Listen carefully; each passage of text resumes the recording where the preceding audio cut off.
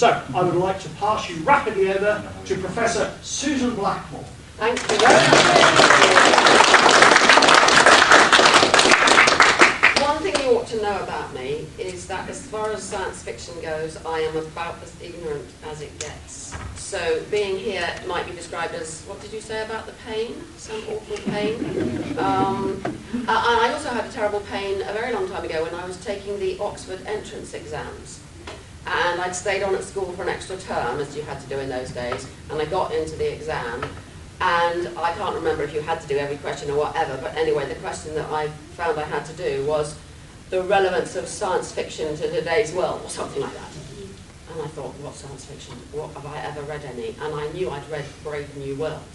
And I managed, that was the only thing I'd read that I thought could conceivably be described as science fiction, and I managed to write a presumably decent essay, because I did get into Oxford.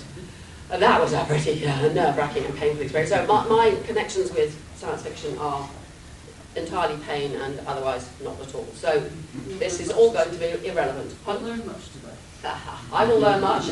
Whether you'll learn much, I do not know. So, moving on from the entrance exam, I turn up at Oxford as a 19-year-old, naive, enthusiastic, hippie, wearing flowing stuff and, far out man, all that stuff.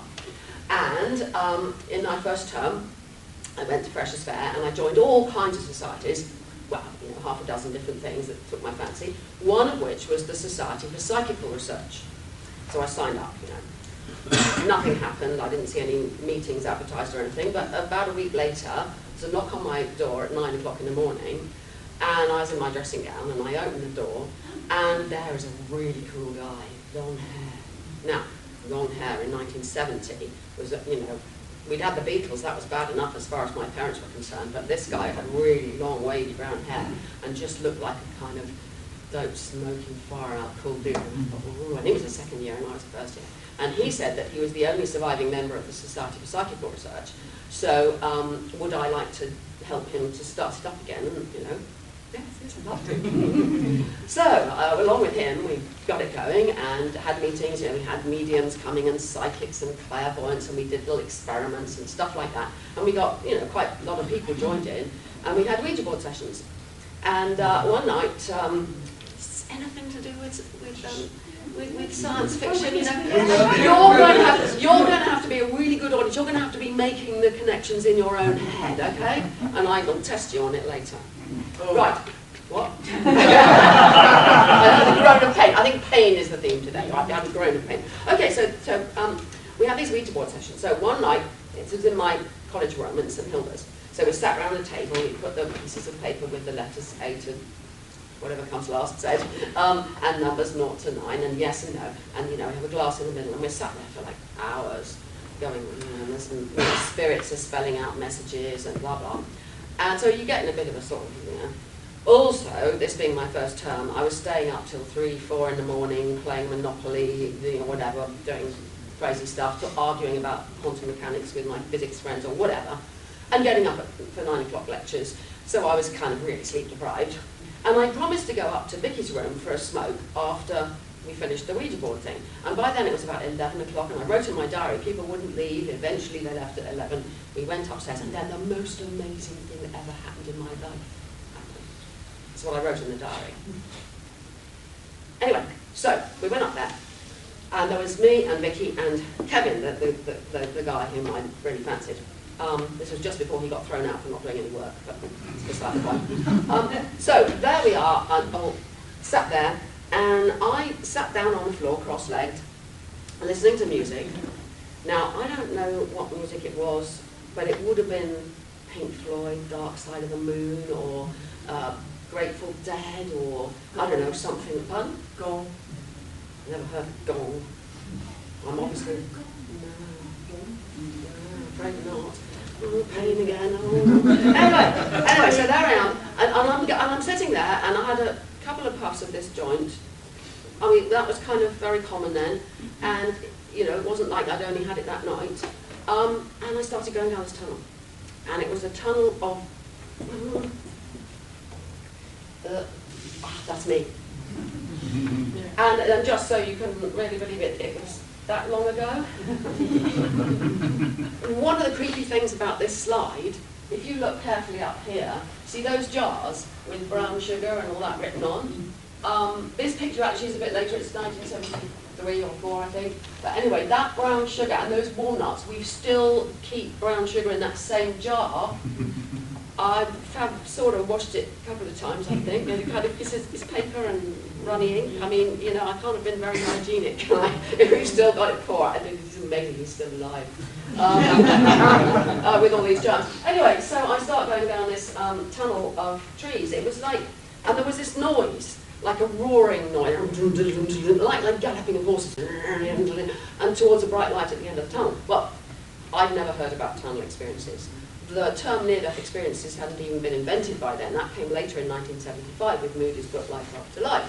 So, although I knew about astral projection, and I knew about Theosophy and Madame Blavatsky and Annie Besant and auras and all of those kinds of things, I didn't know anything about tunnels. Anyway, so I was going down this tunnel. And Vicky said, Sue, would you like some coffee? And I couldn't answer. I was like, where am I? And I seemed to be sort of drifting, and I wasn't quite sure where I was. And there was this tunnel, and there was her, and I just didn't say. And she went, oh, don't answer that, or whatever, and went out in the corridor to get the coffee. And when she'd gone, Kevin sort of leant towards me, and he said, Sue, where are you? Well, it's kind of a weird question, but where are you? So actually, you look at the expression on his face. Like, it's a really weird question, isn't it? Like, you know. And I went, oh, where am I? You know, I'm in a tunnel, and, you know. And then I kind of like started thinking, well, I'm drifting there. And then it all became clear, and I was on the ceiling, and looking down, and there, on the ground, you know, sitting there was my body, and there was Vicky out in the corridor, and there was Kevin. And I said, I'm on the ceiling! And I watched my own mouth going, you know, like I'm on the ceiling. And that was freaky, so I was like, ah! Now, I know subsequently that most out-of-body experiences are very brief. And I think that's because people panic and the brain restores normality. But I didn't panic. I've got Kevin there all the time asking me questions like, well, can you move around? Have you got a silver cord? And, you know, where can you go? And all these interesting questions. And so I was occupied and talking.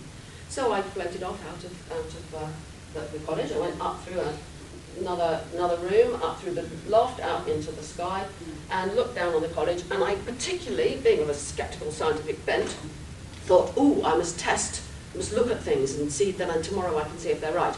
So I looked at the gutters and the downpipes and the chimneys on the roof and the tiles and those kinds of things. But then I went off, you know, way up, and I couldn't really see anything very definite. I went to New York to try and see what was happening there, as though that would be a decent test. I mean, how could I then find out? No webcams in those days or anything, you know. That was ridiculous. I went all over France, and I went to the Mediterranean, and I saw this island, and I mean, it was just like this incredible world of travelling. And I came back once and sort of kind of got back and sort of looked around and went, oh, I can get back, but it's really not very nice back here. I really prefer it up there. And so I went shooting off again and got up to all sorts of other adventures, which I won't bore you with. I don't think I've got any, oh, I can't go backwards with this, so I better not risk it. So eventually, after all these exciting adventures, I thought, well, I was getting tired. I really must go back inside that body and get back to normal. So I went back, and there was this great silver cord that kind of stretched across the world. So I thought, if I got to roll it in, you know, like sailing, you know, putting the ropes in on, but it kind of like just went whoosh, and I went zooming back. And so I could see the room, and I thought, ooh, and the body now looked really weird. It was no head, and it had a jagged neck, and it was kind of brown looking and not proper clothes, and it just was really weird. And I thought, and no, even so, Vicky and Kevin looked more normal. And I thought, right, I've got to go back inside there. So I went in through this neck, and I went inside. I've subsequently learned this is called internal heatoscopy, but never mind, I didn't know that then. So I went back inside, and I could like travel around inside the, it was like hollow. And I could go down I went like, so I'm sitting cross-legged like this. Fall over one time. I'm sitting cross-legged like this. So I went up in the knee and then zoom down there like a slide into the foot. And there was sunlight coming through the toenails. I mean, bizarre stuff. Where it seemed so normal when I'd set off. Anyway, I thought, this is ridiculous. I've got to get to the right size. So I started to get bigger and bigger and bigger, and I thought I would stop when I got to the right size of the body, and I didn't. I just went on getting bigger and bigger and bigger and bigger, and yeah, you could go away if you think this is all too mad. Too mad for Armadacon. There was a good reason. You're an amateur. Oh, pain again. I had to get back to the right size. So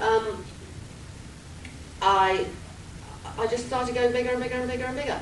And it was very uncomfortable because the earth was like the bottom part of me was in the earth and all dark and heavy, and the rest was in the sky. And then when I got as big as the earth, it was fine because it was symmetrical. And then when I got even bigger than that, there's planets and moon and other stuff. But then eventually it just kind of went whoosh, and I became everything. And I'd never heard of mystical experiences of oneness or anything, but there was a sense that there wasn't me in the world, there was just whatever was, that everything was absolutely fine, like many of the mystics say, you know, all shall be well and all shall be well, that sort of feeling. With Julian of Norwich. That kind of, oh, this is it, now I understand everything. This is how it is, and fine, and wonderful. And then Kevin says, well, come on, what's next? Where can you go now? And I'm going like, so how do you get back to sort of words and things when being in that state? But his words sort of jolted me, and it was as though kind of something else opened up, and it was as though there was some kind of awareness, and I can't say anything more than that, because all of this is, as they say, ineffable. It's very hard to describe. I'm trying to tell you about it because I want to now think about what can we mean by a science of out-of-body experiences. So that was the end, in the sense that I glimpsed this, and then it was like a kind of, I've got to go back, I can't do any more, can't go any further. And I sort of had the feeling that if I stayed there, that would be bliss forever, and that going back to being a normal human being was just, so horrible. Feeling that I can remember saying to myself, if you want to go anywhere, you've got to take the body with you. And that seemed like the most horrible thing, this heavy, great lump sat there on the floor, that I had to take it with me, instead of just wherever I want fancy going, I could just go, Anyway, to cut a long story short, about half an hour, that seemed like hours and hours and hours, I managed to achieve that and got back, because I desperately needed to go to the loo by now, so that was a pretty good incentive to get that body up and walk around. And my friend Kevin said, oh God, I knew this was a weird conference, but really. Somebody with eyes in the top of their hat.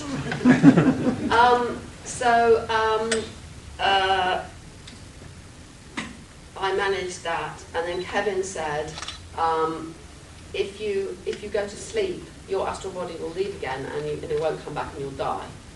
So he kept me awake. Very reassuring. Yeah, well, the whole thing was kind of like so weird. It was another weird thing. So he kept me awake for all the rest of that night, and then he decided at some time in the morning that I was okay to go back to sleep again, and I did sleep. Oh, they murdered cats here as well. Small children. That's allowed. What? That's a safe, small children. Right. And teddies. Sooties. Is it sooty? It's low sooty a ball. It's what? Different story. Do not get rolling.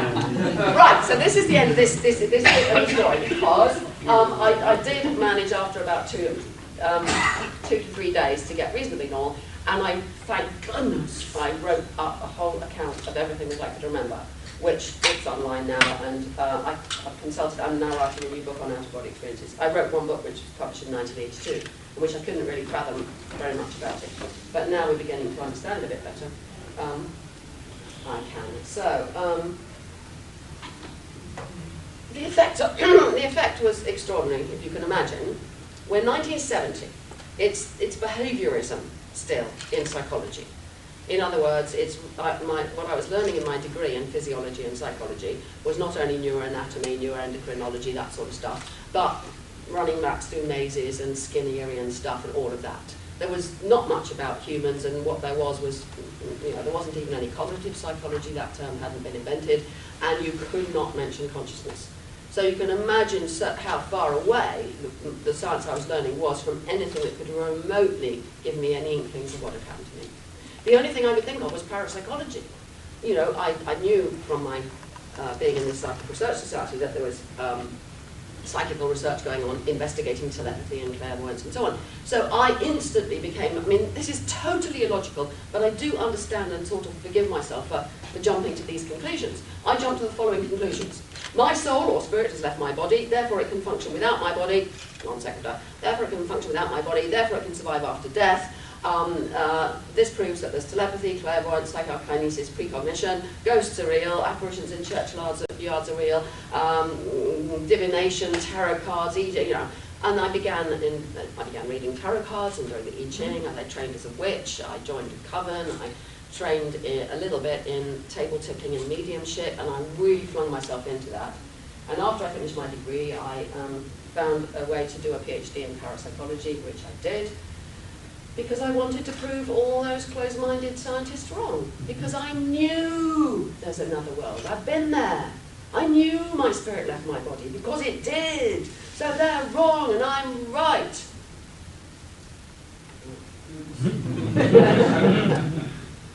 Well, it turns out that OBs are actually very common. Indeed, anyone can have one, even Homer Simpson. But seriously, there was a bit of research around that showed some basic facts even way back then. A few years later, when I began doing research on, because the parapsychology was hopeless. I did 4 years of research, I did lots and lots of experiments, and I never found any inkling of any paranormal phenomena. I slept in I don't know how many haunted houses, I investigated poltergeists and either discovered cheating, that was quite rare, or discovered people wishful thinking and misunderstandings and taking coincidences to be more meaningful than they are. I was, investigating all of those things.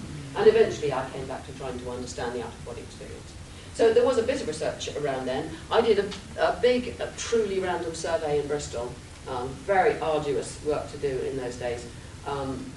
But that showed 14% of the population of Bristol over 18, it's from the electoral register, claimed to have had an out-of-the-body experience at some time in their life. And that's pretty standard now. The survey's range is quite a big range, but that's roughly what we know. And it doesn't correlate with age, sex, religious affiliation, religiosity, education, all the kind of obvious things that might. So, if you want to start investigating, which I really wanted to understand, this in a way has been the entire history of my life, has been trying to understand what happened in those few hours. And the thing that's important if you're going to do any research is to have a definition. Because if you look online, which I've been doing recently because I'm writing this new book, it's so infuriating. Wikipedia is not too bad, as one would hope. But, you can go onto any number of astral projection sites and you will find definitions, the spirit leaves the body, the soul goes to the other plane, blah, blah, blah, blah. We need a neutral definition, which this is my favourite one here, an experience in which someone seems to perceive the world from a location outside their physical body. So that's the definition. You seem, importance of the word seem, you seem to see the body from a location outside your physical body. That means it's entirely open as to whether you really were outside the body looking at, or it was just seeming. It could be either, and that definition doesn't commit you to one or the other. That enables you to do some science and find out. Well, lots of experiments were done. It's very difficult to do experiments. You can't... would you come in my lab and have an out-of-body experience, please, in this brain scanner? Yeah, thank you. So there's a constant problem of lab testing. But there are ways around it. Oh, before I go on to that, I must be clear about the definition of... the one bad thing in Wikipedia, and I've got to learn to be a Wikipedia editor because I've got to put this right, is it says it's the same as autoscopy. It is not the same as autoscopy. Autoscopy happens to almost entirely to people with brain damage or some kind of serious mental pathology. In an out-of-the-body experience, let's say you're my physical body, okay? But I'm up here looking down. Whereas in autoscopy, I'm in there looking at a phantom. So it's a completely different experience. And autoscopy, people describe like, you know, I went out of my house and walked on the road and I saw myself coming towards me. So the awareness is still with the physical body. It's just this dummy comes at you. And there are other things as well. Heatoscopy is you really don't know which you are. Internal heatoscopy is when you go inside yourself and all, you know, as I described earlier. So, so that's why I said leave the question open. So the main kinds of theory that there are the something leaves the body theories, of which by far the most prevalent is astral projection theory. And what fun it is. How many of you know about astral projection theory? Some of you anyway. I've heard of it. Pardon? I've heard. Right. I don't know the full. Well, the full works comes from Theosophy, which was founded by Madame Blavatsky and some other people in 1890-something. And that became part of the whole Western occult tradition and the Golden Dawn and all of that. But the gist is, here's the physical body made of gross physical matter.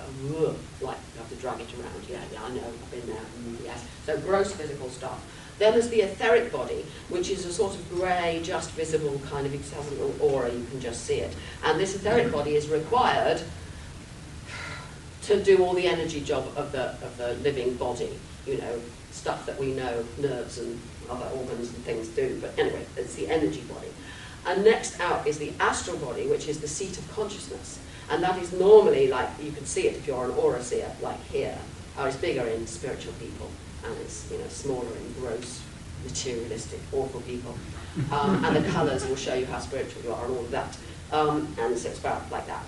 And then beyond that is the mental body and the causal body and the Buddhic body and the Dharma body and I don't know, whatever, 7 of them anyway. And so astral projection is when you die, your astral projects forever, goes into the worlds of heavens and whatever other worlds there are. The etheric body dissipates because it's no longer needed, and the physical body, you know, decays or gets burnt or whatever it is. So that's the gist. So it readily explains everything. Now, there's a problem with theories that explain everything. Unless it makes any predictions that you can test, it's no good at all. But that's not very evident to the kind of people who are obsessed with astral projection theory, which I was for a while. The alternative, of course, what's happened there? Where's my slide of the others? Well, never mind. So there's just some examples of what you find if you go online. The most delightful things. I mean, how the blue powder helps you with astral projection, I do not know. Do you rub it on your third eye and Snort it? Snort it, maybe snort it, yes. What concerned you need 14 It's like CDs. 14 CDs? Where's the 14 CDs? Master, down the bottom left, the red and white. The book. Oh, yes, of course. Yes, wonderful. Wow, people buy them, obviously. Astral. They are photographs, sterling photographs. Oh, yeah, there they are. Yeah. There's not a curly photograph. No. It's It's meant to be. If you want to divert into Curlian photography, I'll tell you about that. Because this is one of the things I got diverted into. I was living in London at the time, so it must have been 1974. So I was kind of sceptical from having done quite a lot of research, but you know, I was not that sceptical. I was, you know, I really wanted to prove these things still. So I bought a Curlian machine, which was a little box like this that you plug in, and gosh, I can't remember what you call it now. It's an anode of some kind. There's a high voltage built up on this thing, and when any objects come near, you get sparks. Van de Graaff generator. It's not a Van de Graaff generator, but it has, the consequence is rather similar, and I've now forgotten the proper name for these sparks that go across. Anyway, they're not like that. They're not, you know. It's just like a sort of. Anyway, you can't see it. Adam, do you know? The name of the sparks? No, the name of the effect that you get when you've got a negative plate with very high voltage against nothing, just kind of opening with the air, putting a very high voltage onto this thing. No, it's called Curlian. Corona discharge. It's a corona discharge. Got there. Sorry, I haven't talked about this for like 40 years. So it's actually a corona discharge. So what happens is, if you put your hand on it, then, you know, because of the voltage, you get this coronal discharge around the fingers, and it looks something like an aura. So I wanted to know whether this really was the same aura as I had seen. Oh, I forgot to say, when I got back in those few days afterwards, I could see auras. I could see the etheric aura, this grey bit here. I couldn't see the astral aura, but I could feel it, like if it was you. So if you were Kevin, I could see this sort of grey stuff here, but I could feel this other thing around you, like this, you know? I mean, weird.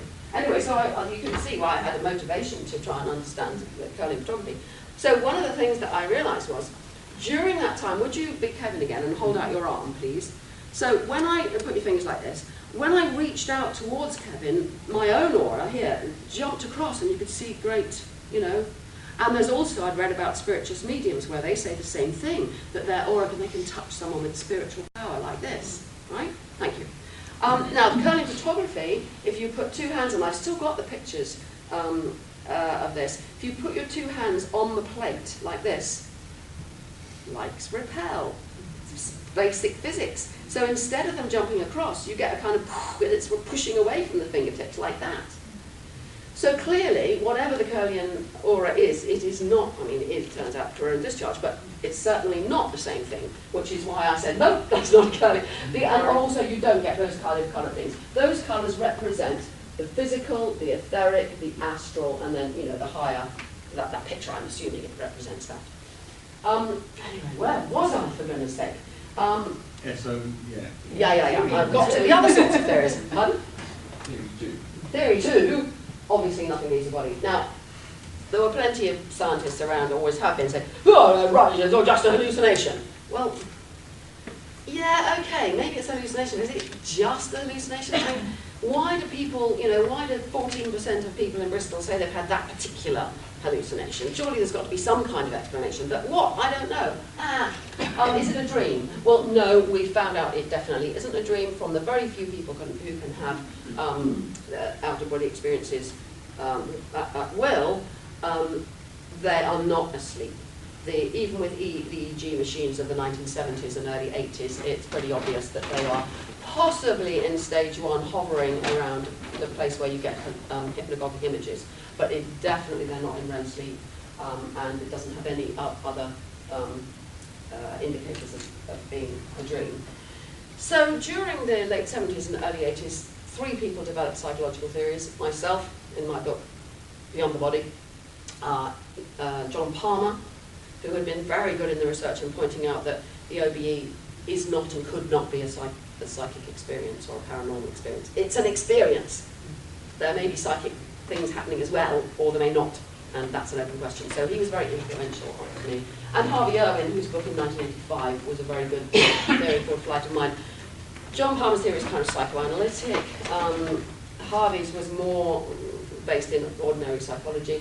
My ideas were based on something like, well, it is a kind of hallucination, or it could be, but it's the brain is trying to get back to a model of reality. I talked about models of reality. You know, the science was so different then. But I talked about models of reality and how we're all the time having to build a model that makes sense of I'm over here and the world's out there.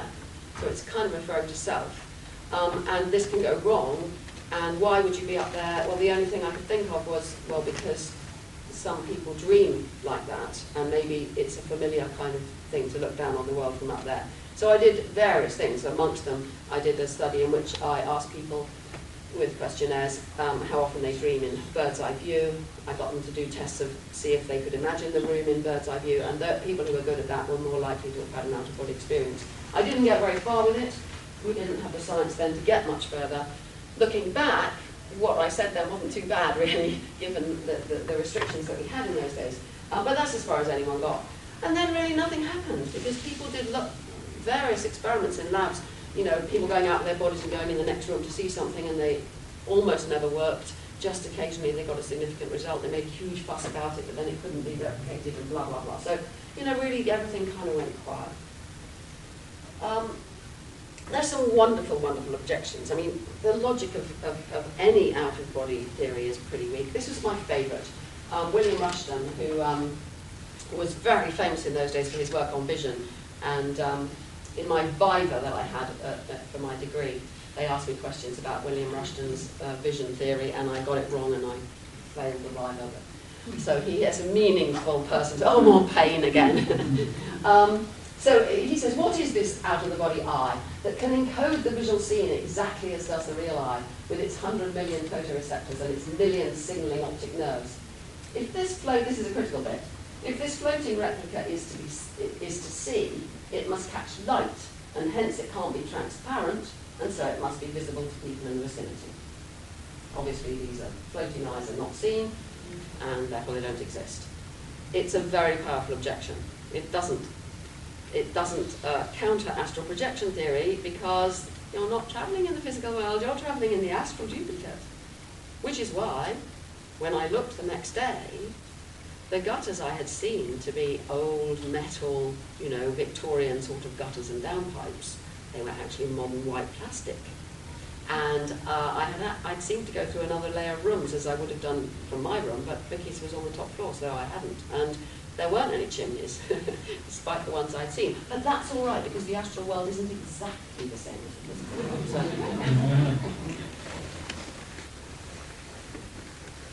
So, yes. So, recently been writing this book. I've come across, or come across, this lovely book, The Astral Plane, Its Scenery, Inhabitants and Phenomena. I think even just the title is absolutely wonderful. But these are some of the things which I thought might interest some of you weird people. On the astral plane are not only thought forms. Now, if I have a really powerful thought about something, or a really nasty evil thought, that evil thought will just hang around in here for quite a long time till it dissipates into the astral. But there are also vampires, werewolves, animal spirits, fairies, guardian angels, and the lowest and most miserable of dead people who haven't managed to progress, because you can gather with these 7 bodies, the more spiritual you are, the quicker you zoom to the Buddhic world or whatever it is. But if you're a really lowly individual, then you hang around in the astral. This is why mediums can contact you. I mean, that's why mediums contact dead people who generally are hanging around for some reason, either because they're sort of bad people and they need to be free to go off, or because they're hanging around for some much nicer purpose, they need to say goodbye to somebody and so on. So mediums make a lot of money out of, usually fraudulently. Very often they don't realise that, that they're doing cold reading, that's another whole story. So, can we actually test it? I mentioned some of the tests that failed, but what I did was, this is long before email, I used to get letters from all sorts of weird people. You're nodding in recognition, good. I got a letter from a guy called Sunspark, or I can't remember what his name was, and he ran this astral projection magazine called, Astral Glories or something or other. And he came to my house. He said he wanted to meet me, and presumably to convince me that this is all true and everything. So together we had this idea that I would put targets in my kitchen and put them somewhere where they couldn't be seen by someone peering through the window, and that he would come in his astral body and read the numbers and the letters and what I put there. He said that he frequently astrally projected at home. He couldn't do it in the lab, he said, but he frequently did it at home at night in bed, and that he would be able to come to my house now that he'd been there and knew where it was. He would be able to come there in the astral, come in and have a look. So I set up in my kitchen a 5-digit number randomly chosen. No computers in those days, no random number generators, so I had to get a book of log tables and stick a pin in it and whatever. So every Sunday evening my job was to choose the random numbers, and then I had a box with 20 small objects in it, a toy mouse, a pen, I don't know, paintbrush, whatever, various things. And I'd randomly choose one of those and stick that on the wall, and I randomly chose one of 20 words. I wrote 20 words at the beginning and stuck them in a hat and just chose one, So he visited and he didn't get it right, and every time I met someone after that who said they could astrally project, I asked them to come and get the numbers, and nobody ever got them right. Well, this doesn't disprove anything, but I was sort of disappointed and kind of gave up being disappointed. And I changed it every Sunday for ages, and then, well, maybe once a month, and then maybe once a year, and the last one stayed there for years before I moved house, but nobody ever got it. So, how do we begin to understand these things? Well, we go come to understand these things in the way we come to understand anything really, by rejecting religious, other kinds of dogmas, theories that are untestable, vague, and explain anything, and by actually doing some science. And, oh, that man walking in with stuff reminds me how much I would like to drink water. Oh, and ice as well.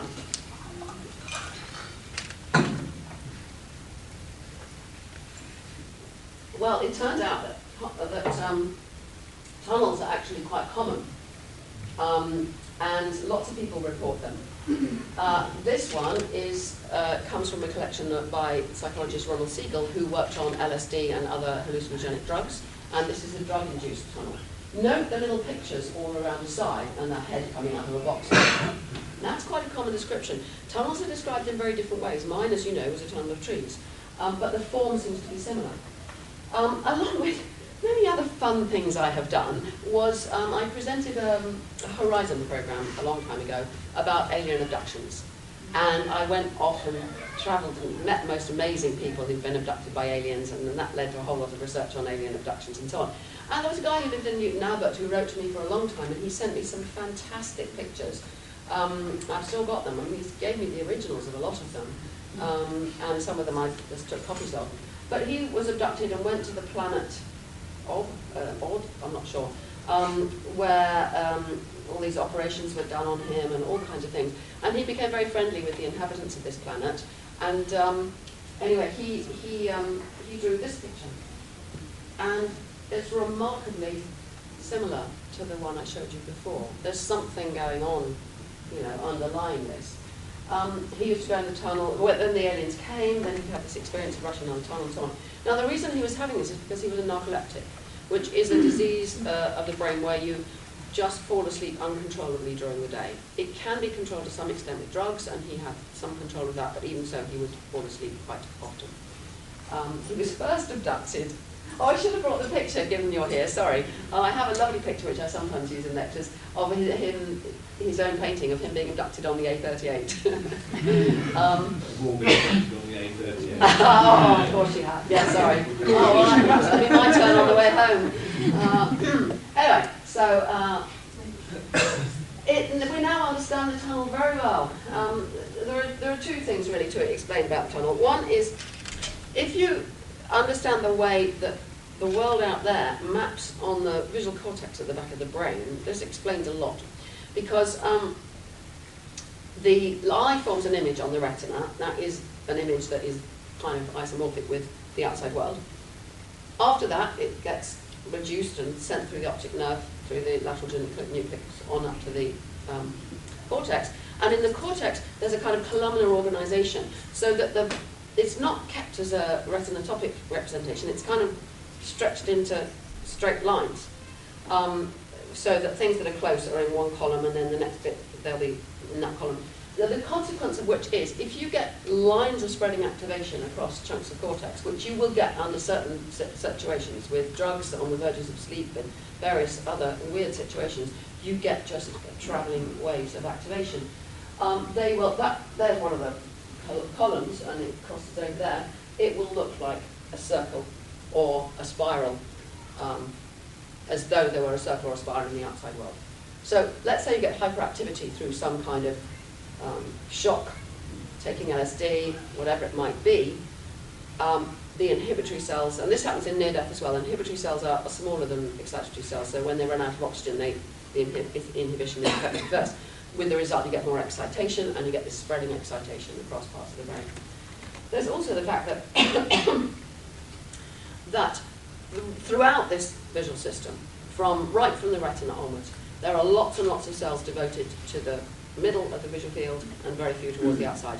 So if you look at me now, this thing in front of my face, keep your eyes there, keep looking at my nose. Now this thing out here, if it changed colour, you wouldn't know. You just simply don't have colour vision out there. If you keep looking at me, if I wiggle it, you'll see it, because you have got movement detectors out there. I mean, vision is not making a picture, it's all these bits and pieces, but you haven't got colour detectors, and your ability to discriminate shape is very poor indeed. Look, could I just I've got damage to the central visual Ah. field in my Yeah. right eye. I can actually see the colour of that. So when I What? Because Yeah. because you're very used to using peripheral vision, you mean?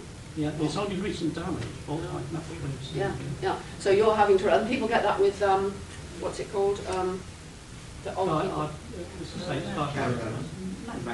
Macular degeneration, yes, yeah. So that's highly relevant there. So the point is, if you get excitation through this system, you will get a lot of bright towards the middle where there are lots of cells, and much less towards the outside. So imagine that the oxygen levels are dropping and this effect is happening. It'll be like a white thing in the middle getting bigger and bigger and bigger, which given you're half dead, this is in near experiences, you'll seem to be you've got no other reference, you'll seem to be rushing forwards towards a bright light. So the tunnel is pretty well understood, which is depressing to those people who think that it's a tunnel to another world. There was a wonderful thing in the Sunday, what was that paper that doesn't exist anymore? Sunday Sport. Yeah, Sunday Sport, that's right, in the Sunday Sport, of Tunnel to Heaven Proved, and this really badly done, I suppose it was before Photoshop, really badly done picture of a Russian Sputnik or something actually going into the Russians proved life after death is real, and it's going down this tunnel. We've got better explanations for the tunnel. This was a mock-up I did a long time ago of what we would expect given what we know of the distribution of cells as you would go through it. Now, all of this was known about quite a long time ago, but even so, as I said to you, nothing really was happening that could help me until suddenly in 2002 everything changed.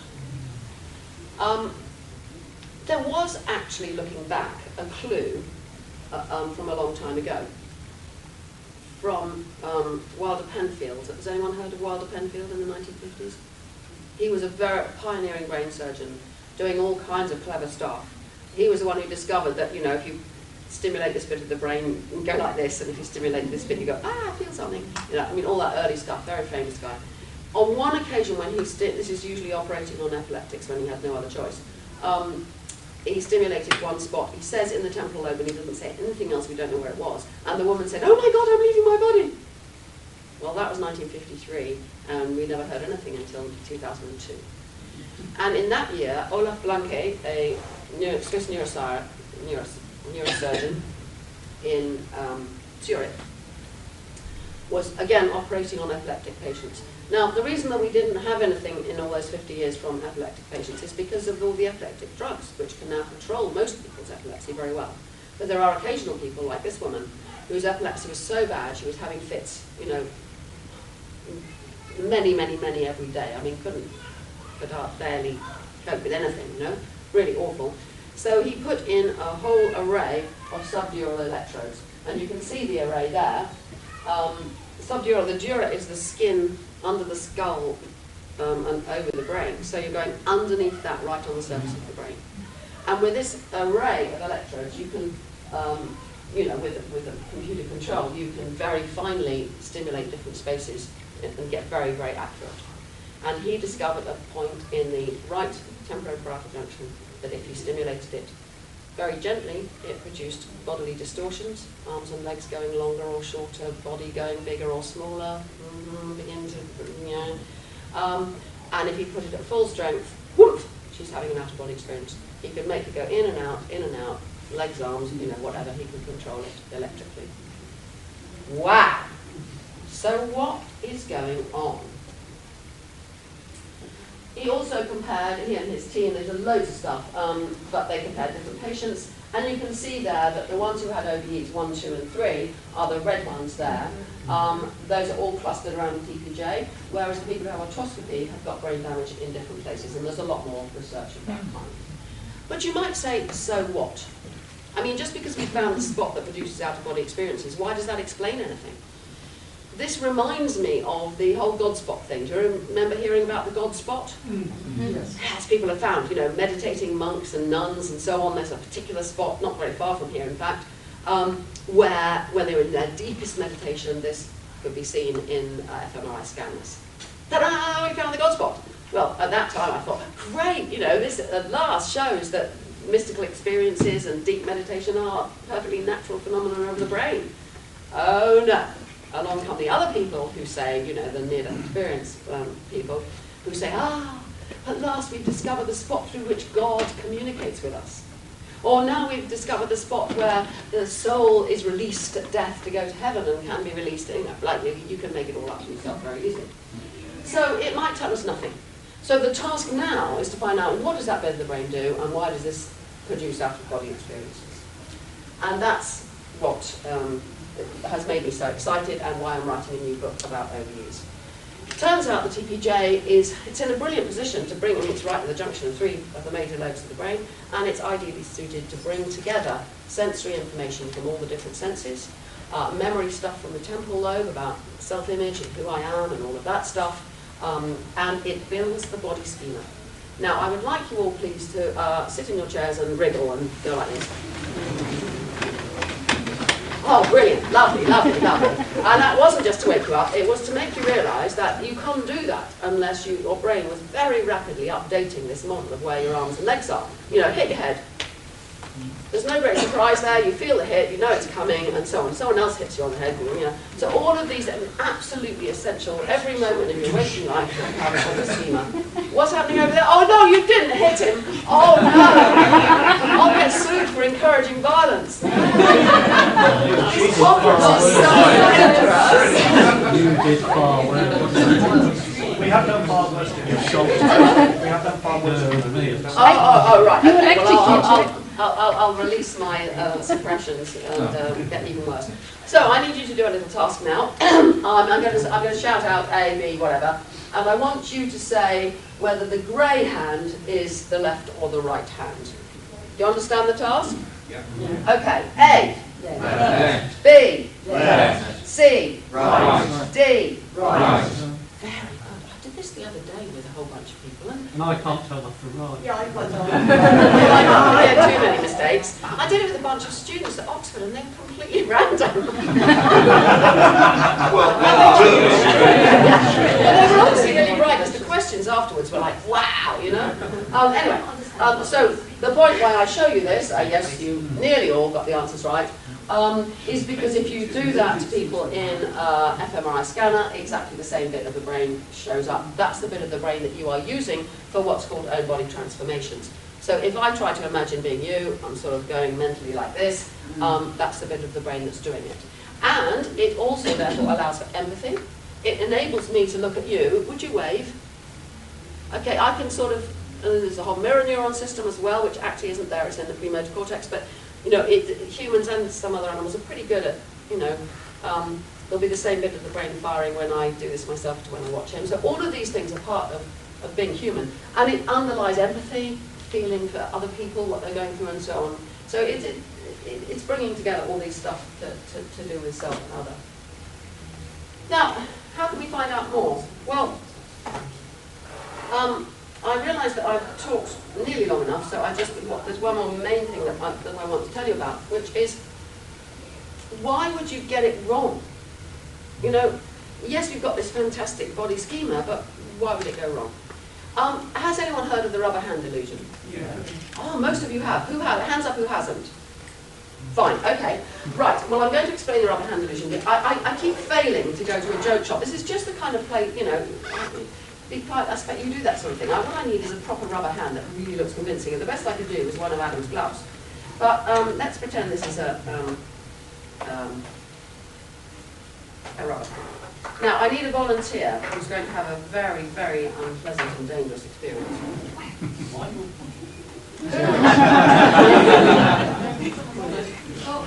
And I need a helper. Okay, I'll help you. Have you got something like a stiff piece of something or other? One of the boards you write on. No, I need a flat. Clipboard. Clipboard is what I'm looking for. One of these paper bags will do. One of these paper bags will do, you're quite right. These black paper, sinister paper bags. Right, you can be the assistant here. Now, would you come round here, please? And I want you, I need to get rid of all those wire. That's okay. Right, here's the rubber hand. I want you to put your right hand there and your left hand here. Best if he sits down. Cliff. Oh, I think it's going to be all right. Are you all right on your knees? Sure? Say Right, on now, to me while you're down there. Try the wrong way. I want you to hold that so that he can't see his hand. Both hands or just one hand? Just hide that hand, and I want him to be able to see the rubber hand very clearly. So let me just position your hand correctly. I want your hand like that, like that, and we'll put the fingers of the rubber hand the same. Now I want you to look at the rubber hand, please. Can you see the rubber hand? You can, jolly good. Right, now, keep staring at the rubber hand. Now, look what I have here. Paintbrushes. Ta-da! No expense. No expense. I did have to take one out of its new packet. Adam bought it yesterday for his painting, but you know, sorry, it's going to have skin on it now. What? Sacrifices are necessary. Absolutely right. Okay, are you all ready? Yeah. So now I am going to stroke. I need to get rid of that. Are you still looking at it? Are you still looking at it? Okay, I'm going to stroke the rubber hand.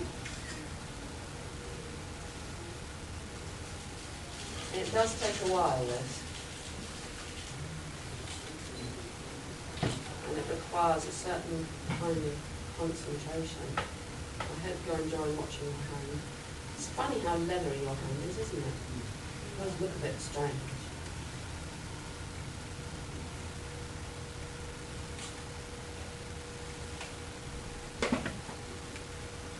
Now, do you feel anything strange? He's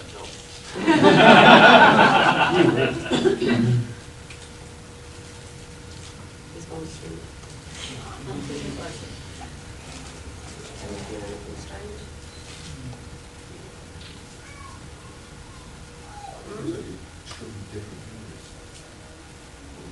Oh, really? Oh, not. Well, I am. I'm stroking the rubber hand. Well, I'm afraid to say it's not work. It probably would if I carried on. Thank you very much. At least we managed to demonstrate. Thank you.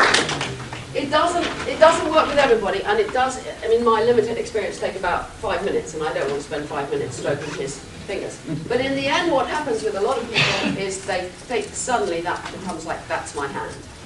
Now, if I had a proper hand that looked better than that glove, I'm sure it would work better. If you do it with a black person and a white hand, or vice versa, it doesn't work as well. If you do it with a big man hand and a small woman who's doing it, you know, it doesn't work as well. The more similar, the other better. So I really must get my act together and go and find a proper rubber hand. But the point is, that begins to show a certain sort of malleability of the body schema that you are able to adopt another hand as your own. Well, that's not much like out-of-body experience. But could you do a whole body illusion? Well, the answer is yes. Now, again, I'd like a couple of volunteers, please, because it's quite hard to understand this experiment, and it's easier if I have some volunteers. So could I have 2, please? One of you is going to be a camera. Yes. Right. Right. You're going to be the subject of this experiment. All right. You just stay there a minute. Now we're going to have a camera. Oh, can I move this? No, but we can pretend that this is it, can't we? It's pointing. She's actually videoing that. Oh, well, it's even better then. I'll put it back in a minute. Sorry. So imagine that the 2 meters behind her is this camera, and I'll be the camera. well, no, we've actually got one.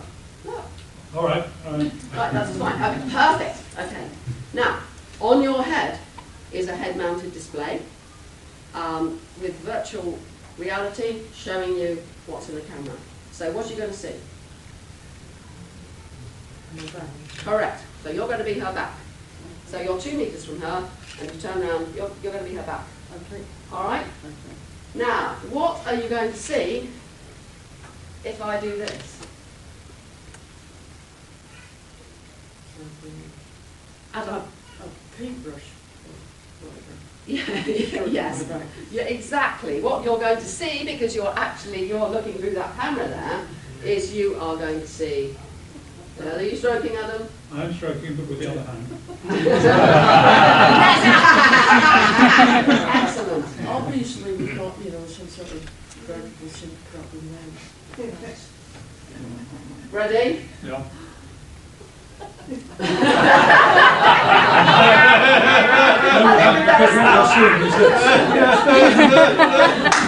think we let it stop. So you can imagine, if it works works as badly as it did with Rowan, but you know, doing it properly, the same thing happens. The person there with this thing on, seeing their own back being stroked there, starts to feel that they've gone forwards. Some even begin to feel that they are over there. But most in the experiments where they've done a measurement of how far going forward they see, they have what's called proprioceptive drift.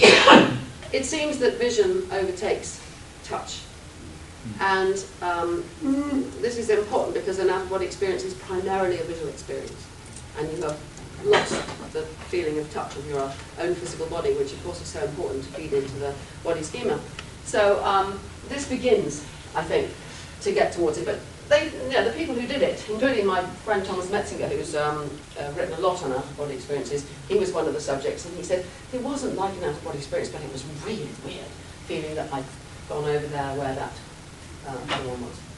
Now, there's a completely different way of doing it, which is really interesting and much more difficult to explain. So I'm going to need some more volunteers. So we're going to have there's the camera over there. We're going to have our volunteer sitting here.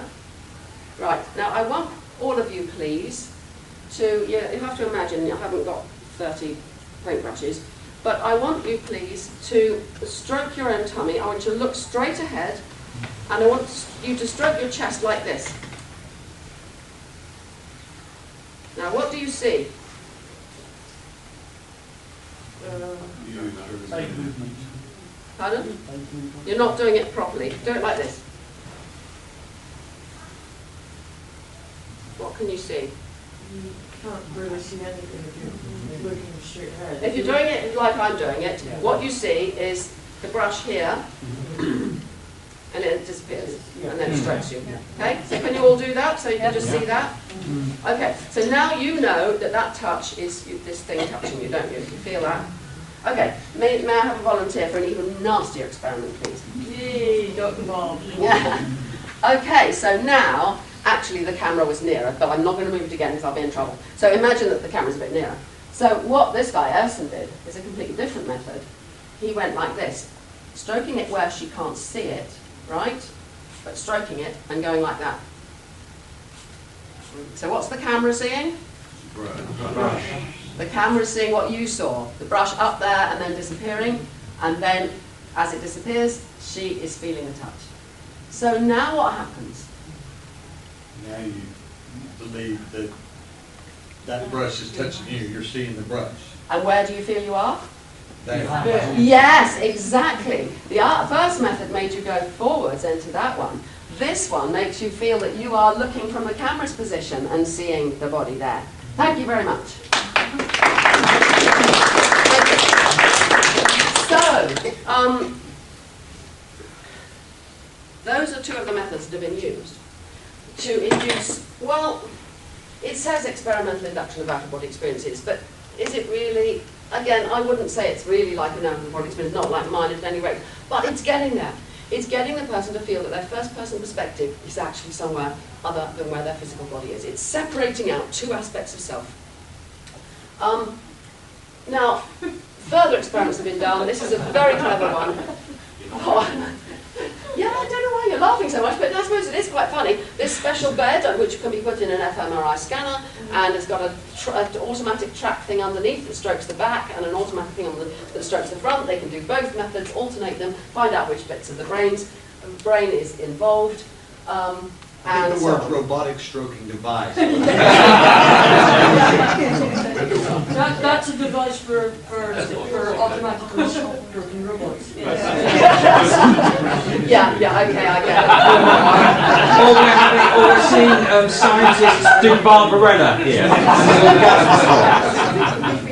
it. Right. They have a very low level face part. Now, back to some serious implications of this. In all these different experiments, which I won't go into, there are more of them, but you can manipulate where people think they're floating above and so on. Some experiments now have shown that when there's a greater extent of separation from your body, the further away from your body you seem to be, the more you get other effects. So one of these experiments with Erson, while the person thinks they're over here where the camera is, he got a big knife. Who was my volunteer?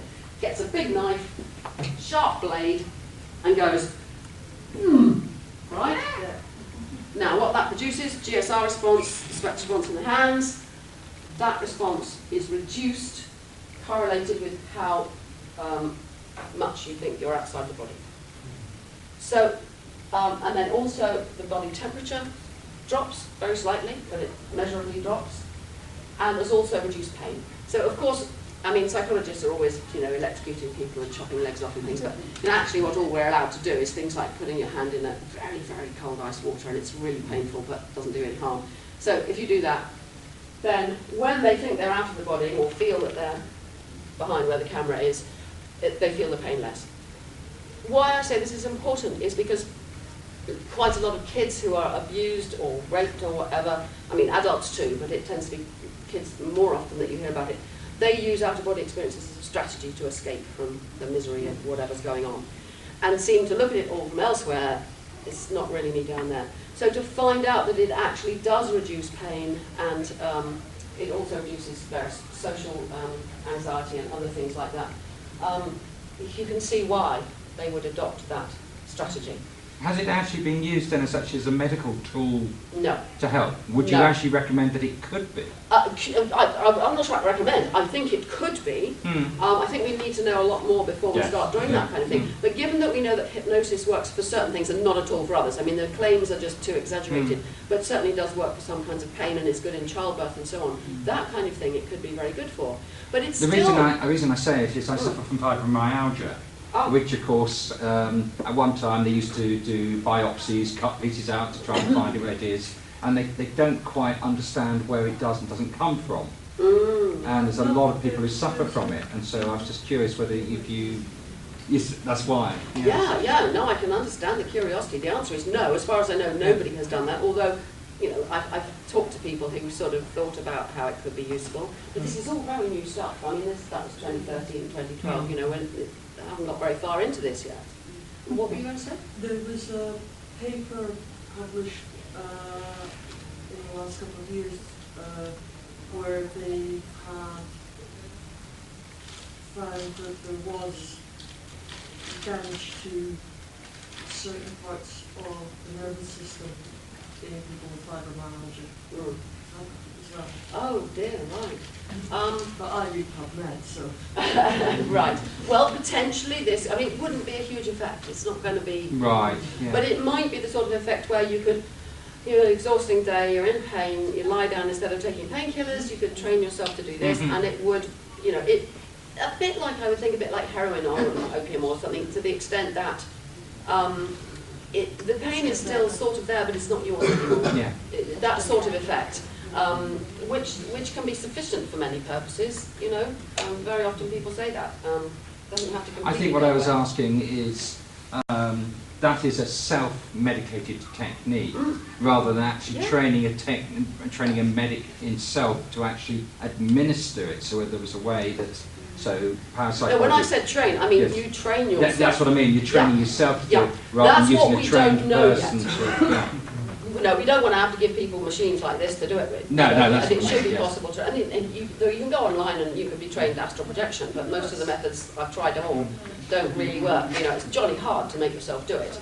But the more we understand this, the more likely it is that we will be able to do that. So getting back to that, I mean, when I was in practice, I used to do a lot of relaxation therapy, particularly people coming as actors, and I know it's probably getting a bit aside from what you're talking about here, but I have seen some remarkable effects. For instance, when you did a biofeedback thing, bringing your blood pressure down, your respiration, this, that and the other.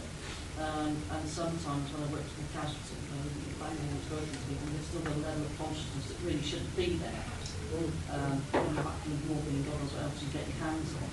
And actually what's helped is doing a very soothing thing. You have to be very careful, but it's a little bit of tactile.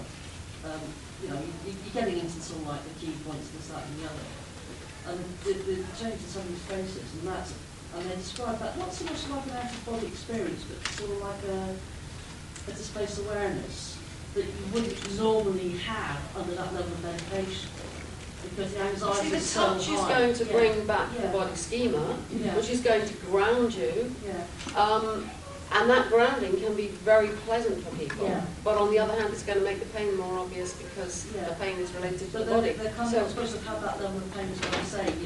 I mean, talking about the first time I thinking of was in a bike accident, and my legs completely, the foot's completely twisted round. And I think we hit them with absolutely ending because of agony. We had to split the leg up before they went to the big hospital. And it was very anxious. I mean, I've noted that the techniques are just on the inside of the wrist, very gentle. One thing I have to say, focusing back. But he had an awareness and a level of consciousness that he really shouldn't have had. With all those drugs. With Yeah, all but the drugs, with all the... the pain does that.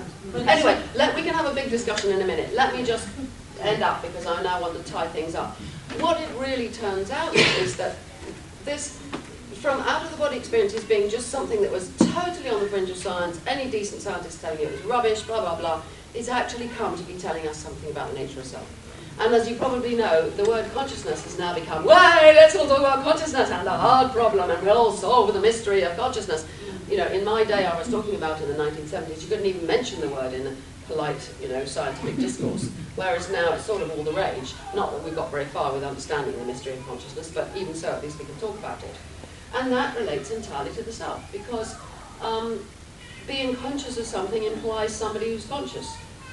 Yes, in meditation, that becomes not true anymore. Yes, if you become the entire universe in a mystical experience, that becomes not true anymore. But that's kind of part of what it's telling us about the nature of self, that the self is really an illusion. There's not a ghost in the machine that explains it. And people now talk about self in at least four. There are other things as well. Instead of the 7 layers of the astral, I hadn't thought of it that way, but that's quite a nice way of thinking about it. There's embodiment, which is where we seem to be. So I seem to be here. I seem to be sort of inside my head. And this is my body.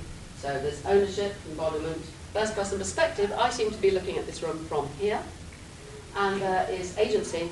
I can move this body, but I can't move that one over there without. Harder, he likes it. I'll see you later. I assume you've got some nice whips hidden around with you.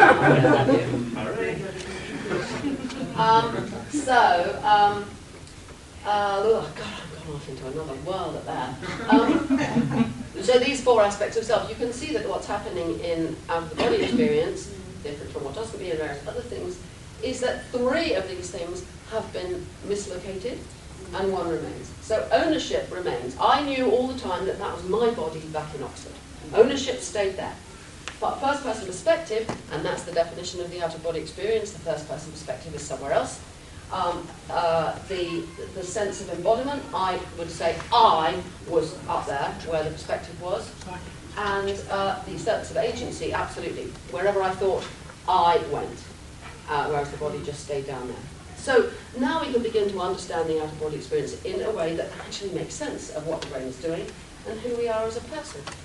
And it all fits together nicely and wonderfully with a whole lot of stuff. Some of you may have come across. There's an awful lot of books around now about the illusion of self. It's only an illusion, I would say, in the sense that it's not what it seems to be. So our self seems to be this kind of entity, the soul, spirit, whatever, who lives inside the body. If you think that, then you're wrong, so it's an illusion. What actually is going on is building the body schema, the body image, self-image, agency, and all of those things. There's been a lot of people said this. I mean, one of my great heroes, William James, in his fantastic psychology book of 1890, he said, "Thought is itself a thinker, and psychology need not look beyond." Marvellously prescient. So it's not that I create my thoughts, more that my thoughts create me. I mean, I am one of those thoughts, and the idea that I'm thinking them is also one of those thoughts. And Sam Harris, has anyone read Sam Harris's books? Quite a few of them around at the moment. Free Wills and Illusions, The Self is an Illusion, so on and so on. And above all, his Islamic religion. So there's no place for a soul inside your head. And a Buddhist book that I recently read by Rick Hansen. Is the self like a unicorn, a mythical being whose representations exist, but is actually imaginary? And I would say yes. We now know that that's what TPJ is doing. It's building a representation of a body and a mind and all of that stuff. It's a representation. It doesn't correspond to a ghost in the machine. There isn't a ghost in the machine, there isn't a soul or a spirit or an astral body or any of those things I've told you about. But there are representations of those things. And that's what it is to be a human, unless you meditate for 30, 40, 50 years and are able to throw off the illusion and accept that you're just a machine wandering about in a world that just functions without the need of any magic, any free will, any selves, or anything else. So, now this is how we understand the OBE. Unfortunately, it kind of upsets me in a way. In a way, I'm just so thrilled. I mean, I can look back on my own experience and go, oh wow, I can begin to see this now, I can begin to understand it. I'm about to go off into a rant about auras. If you're interested, ask me later, and I won't do it now. But I'm beginning to understand it. But it's still a bit depressing because all the astral projection people don't want to read this. I mean, if you look at it this way, they disturbed, deviant, deviations, hallucinations. Well, that's what the science is telling us, but we could use a more cheerful word. So I would say the out-of-body experience is a most wonderful, life-changing experience that teaches us about ourselves, helps us to open up to the universe, gives us a different perspective on ourselves and others, and is a wonderful experience. And that is why very often people, after these experiences, come back as being less materialistic, more interested in other people, more empathic. That's the bit of the brain that's been doing stuff. This explains a whole lot of really wonderful things, so I don't tend to use those sort of words. And this is Thomas Metzinger, who I mentioned earlier, and he says, at last, the OBEs have come to be contributing to science, and they are helping us unveil the fine-grained functional architecture underlying the conscious self-model of human beings. So that is the new science of out-of-body experiences. As an OBE myself, I'm thrilled to think that it's all happening in here and it can help me understand big questions about who am I, why am I here, what's it all about, no reason, it's not about anything, etc. And I think that's wonderful and a hell of a lot better than astral projection theory. Thank you.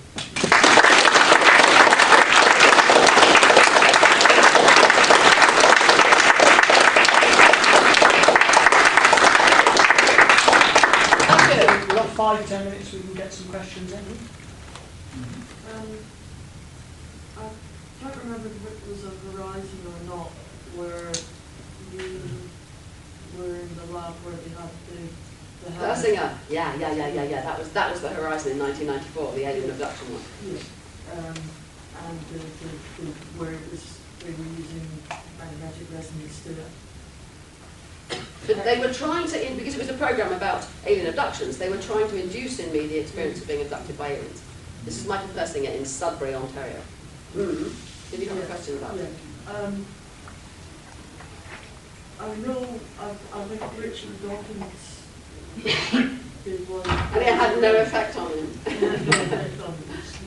But also the idea that gives you, that it can be used to give religious experiences as well. It's supposed to be the trouble with Michael Persinger is he doesn't publish the details of what he's doing. He puts on this motorcycle helmet with solenoids either side of your temporal lobes, and then he has creates a fluctuating magnetic field, in which by varying the patterns he can either produce alien abduction, mystical experience, seeing God, out-of-body experience, whatever, but he doesn't publish the patterns. He won't publish the pattern, so no one can really replicate it. And we don't know why, and he lives in this weird place, Sudbury, way up in the north of Ontario. I went there, but it was a really weird journey to get there. And he's funded by dubious military funding. And there's all kinds of problems that people talk about this researcher, but we really don't know exactly what he's doing. But what happened to me in there was that I got these bodily distortions. I got my legs going longer. And again, that was one of the weirdest experiences I've ever had. I thought it was a really interesting way to explain that sort of thing. I did because of the drugs that I often get hypnagogic illusions. They're fun. Oh yeah. It's even better when you don't sleep for like 3 days because of the pain, and then things start crawling out the wall. Oh no, that's not fun. No. Pain, the pain. Oh, don't. Yeah, this is the theme of today. Yes, it's quite funny that Richard Dawkins had no effect at all, and I had these really bizarre effects. I guess he's got a more stable brain than me. One of my great ambitions in life, but I don't think I'm going to fulfill it before I die, is to take acid with Richard Dawkins. Would he be so bright then, you know? So I think he would. I think he would be amazingly bright. I think it would blow apart some of his assumptions, and with a really bright brain, which he has. I mean, I love talking to him. He's got a really interesting mind, and you know, I think he would. I think it would be amazing and fantastic. But yes, Jermaine There's got to be a web series of that. yes, there must be, Stream that. yeah, I would love to present a TV series where I went around taking LSD with different famous people. It's legalised. I'll be Let's be serious and have some questions. Yes. Listening to you talk has triggered a memory that I've never, well, I've totally blanked it out, but I've just remembered. When I was young, about 5 or 6, I was swimming, I had a rubber ring on, and I jumped in a swimming pool with a rubber ring, but I went head first, and then I couldn't get myself up. Oh. And I remember coming out of my body, and it was like I could see, I think the lifeguard and my father pulled me out of the water, Right. and then all of a sudden I was back in my body normal. again. Yeah, yeah. And for a little while afterwards, this is weird, I haven't thought about this for years, a little while afterwards, I can remember going to bed, and it was like the bed used to spin, and I felt like I was travelling up the hallway. And it was only for a few seconds, Yeah, yeah. and then at the back, but that's something that I've totally blanked out for How years. fascinating. And again, it just shows people have these similar things all the time, and we're only beginning to understand them. That spinning is quite common. Not that the bed, normally it's not the bed spinning, it's usually I'm spinning, and people go out of their head I would only spinning. be about 5 or 6, so I can't, No, to be no, honest, of course not. it's- But I mean, anyway, it could be, if you've got a sense of spinning, it's because the body schema that is normally keeping you in touch with where you are is trying to re-establish itself. Something's gone a bit funny. Well, that nearly drowning will have, you know, affected it for a little while. Yeah. How interesting. And I'd forgotten all about it. I hope it's nice to have a memory So come the back spinning like that. might also, especially if you've been immersed in water, cause Oh, of your course it ears will disturbance affect as your- well, because that sounds yes. to me very much like when we've had acute vertigo. Yes. It's lying in the bed, You're absolutely the right. bed's trying to throw you out. Yeah, yeah, it's a vestibular system, yeah. I have a brain tumour. It's called a posterior fossil meningioma, for those who speak medical. And one of the things I haven't realised, when I was a nurse for 32 years, I hadn't realised it's like having seizures. Ah, I'd sit there, I'd fall asleep, I'd try and wake up, and there'd be something pulling me down into a pit from inside, and it comes soon. But it's funny what you're saying about some of the associated experiences. I've worked quite involved with the support people, and some of the people who had to go through numerous operations who had damage because they've had surgery or where the tumour is, quite often will describe things like the spinning motion, the out-of-body experience. Or I mean, I've had one, but I think it's probably a little bit more real to me than I could probably describe. But again, it's the sort of like displacement if you're, I'm going to use the word conscious, from yourself. yeah, yeah. And they've often said it feels like more like a stretching out from the central core rather than you actually being physically separate from your, you know, like extended telescope where you reverse. Yes, and if they went on and did that, as we now know from Blackmore's Like you say, research, it's they more would go towards the ping and they'd be out. central parietal lobe, that kind of area sort of thing, is, and the central lobe as well, the seizures effect. Do you often see some of these things manifest in neurosurgery and tumor patients? And things like when you talk about imagining your hands were stretching out and the legs stretching out, and is that something that is seen often? I don't think often, no, but I haven't, it's a good question because I haven't really looked into it. The thing is, I don't know how many surgeons would report that, because for a very long time, surgeons were very reluctant to even mention, when the whole near-death experience stuff came about, then loads of surgeons kind of came out of the closet and said, oh, I've had lots of patients who told me that, but, you know, I never told anyone that they did that, because I thought that, you know, and so once you start talking about these things, it comes out.